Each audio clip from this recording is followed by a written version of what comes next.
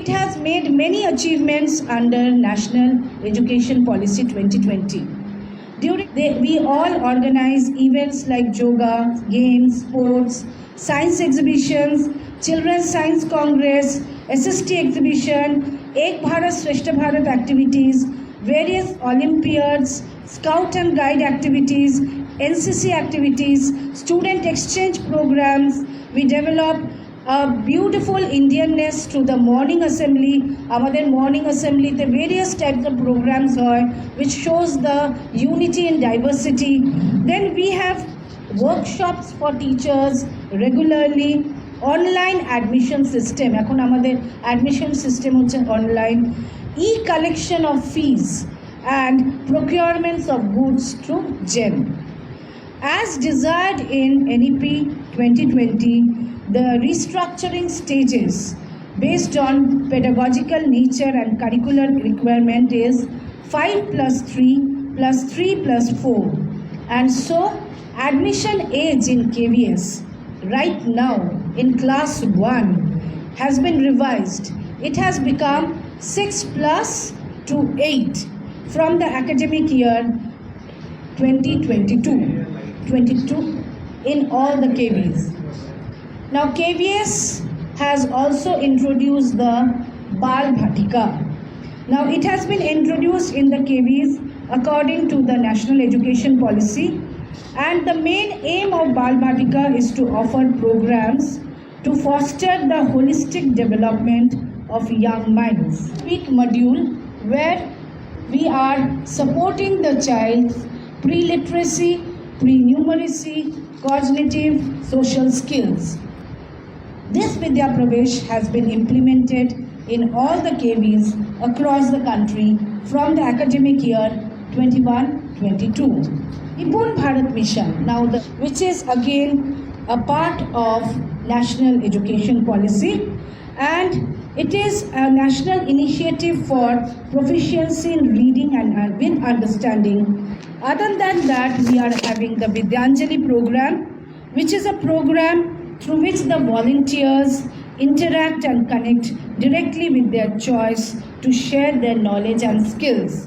ছাত্রছাত্রীরা এমন একটা আদর্শ নাগরিক তৈরি করবে যারা ক্লাসরুম থেকে সোসাইটি বা কমিউনিটি থেকে দেশ থেকে দেশান্তরে, অর্থাৎ ভারতবর্ষ, আমাদের যে সংবিধান, আমাদের যে কৃষ্টি, আমাদের যে ঐতিহাসিক যে সমস্ত নিদর্শন রয়েছে তার উপর ভিত্তি করে এডুকেশন থেকে শুরু করে মোরাল স্ট্রেংথ থেকে শুরু করে আমাদের যে ছাত্রছাত্রীদের ক্রিটিক্যাল থিঙ্কিং এবং সুপার ন্যাচারাল পাওয়ার আমাদের যে ভারতবর্ষের মধ্যে চরক সুশ্রুত থেকে যে বর্তমান, তো এমন এক ভারতবর্ষ তৈরি হবে যেখানে আমরা যেমন এখন ডেভেলপিং কান্ট্রি থেকে ডেভেলপ কান্ট্রিতে যেমন উন্নীত হচ্ছি, তা আমরা 2040-এর মধ্যে আমাদের সমস্ত ইউনিভার্সিটি স্বনির্ভর হবে, তারা নিজের রিসোর্স তৈরি করবে, আমাদের সমস্ত স্কুলগুলো স্বনির্ভর হবে, সমস্ত কলেজগুলো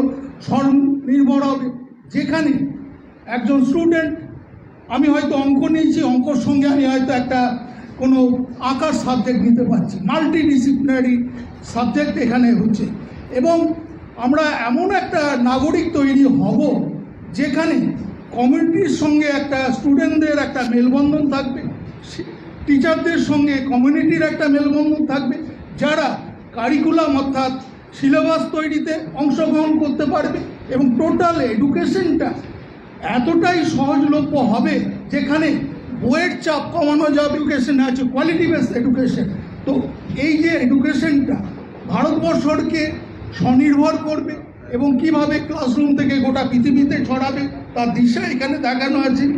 2040-এর মধ্যে ডেভেলপ কান্ট্রি হবে এবং গোটা পৃথিবীকে রাজ করবে। আমি 9B-তে পড়ি কেন্দ্রীয় বিদ্যালয় বর্ধমানে।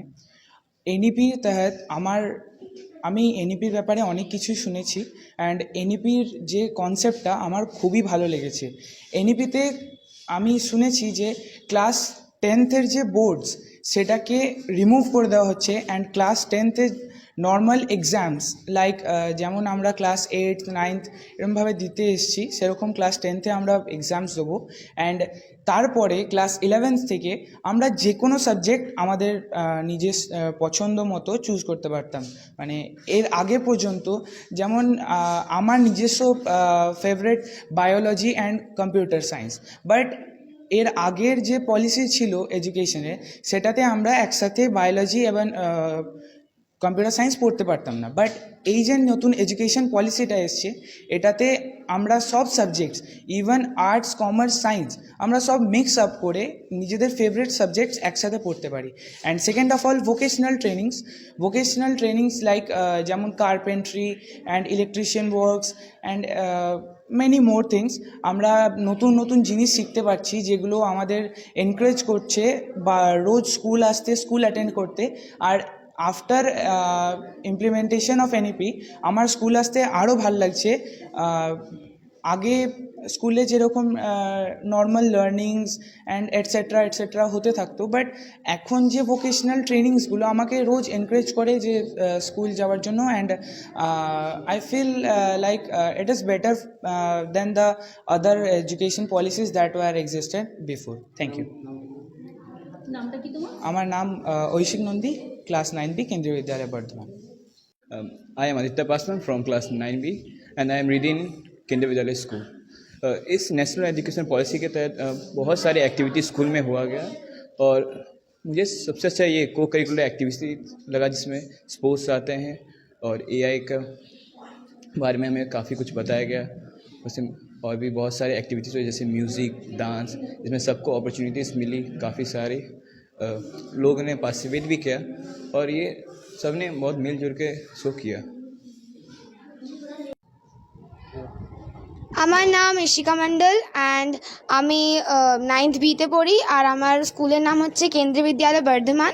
তো এনইপিটা হচ্ছে ন্যাশনাল এডুকেশন পলিসি। এটার মধ্যে আমাকে আমাদের স্কুলে যেই জিনিসগুলো করেছে, যেমনি কি মান্ডালা আর্ট, তারপরে কার্পেন্ট্রি, ইলেকট্রিশিয়ান, এগুলো অনেকই ভালো লেগেছিলো আমায়, আর আমিও পার্টিসিপেট করেছিলাম।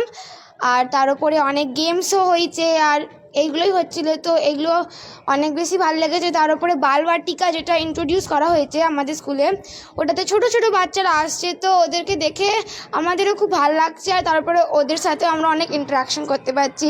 সো এটাই এনইপির ব্যাপারে। Thank you.